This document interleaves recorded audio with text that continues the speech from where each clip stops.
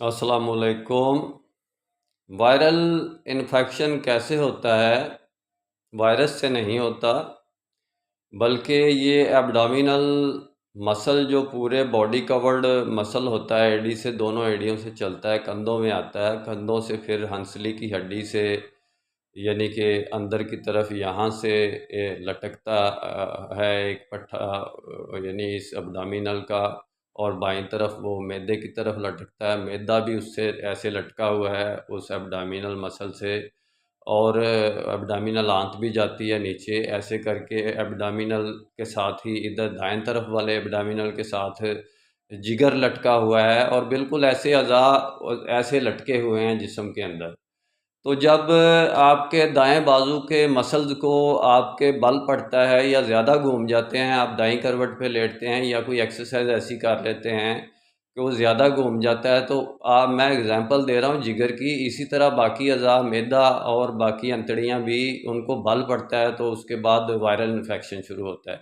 یہ جو اوپر سے بل پڑتا ہے اس کو جس کے پٹھے کے ساتھ لٹکے ہوتے ہیں، جب اس پٹھے کو بل پڑتا ہے تو جگر کو بھی بل پڑ جاتا ہے۔ جگر کو بل پڑتا ہے تو جگر ایسے ہو جاتا ہے جیسے غبارے کو ایسے ہم بناتے ہیں تو آٹ کی طرح کا ہندسہ بن جاتا ہے، تو بل پڑ جاتا ہے۔ تو اس میں آدھے جگر میں بلڈ سرکولیشن ہوتی، آدھے میں نہیں ہوتی، جس میں بلڈ سرکولیشن نہیں ہوتی وہ ڈیڈ ہو جاتا ہے، اور اس میں یعنی کہ انفیکشن وائرل شروع ہو جاتا ہے، اور وہ گلاؤ سڑو شروع ہو جاتا ہے، اس کو کاٹتے ہیں، پھر بایوپسی کر کے نیا لگاتے ہیں۔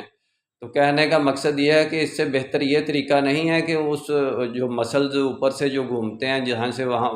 ان کو یعنی کہ ڈائریکشن کر کے فزیو تھراپی کے ذریعے ان کو سیدھا کیا جائے اور عضلات اندر سے سیدھے ہوں تو ان کو وائرل انفیکشن ختم ہو جائے۔ لیکن سائنس نے ابھی اتنی جدید ترقی نہیں کی، سائنس کو صرف وہ اندھوں کی طرح جو حقائق ہاتھ میں آتے ہیں، جیسے ہاتھی کی کسی نے دم پکڑی، کسی نے سونڈ پکڑی، کسی نے دانت پکڑے، کسی نے ہاتھی کو ٹچ کیا، کسی نے ٹانگ پکڑی، انہوں نے کہا یہی ہاتھی ہے، اس طرح کی ہماری جدید سائنس ہے۔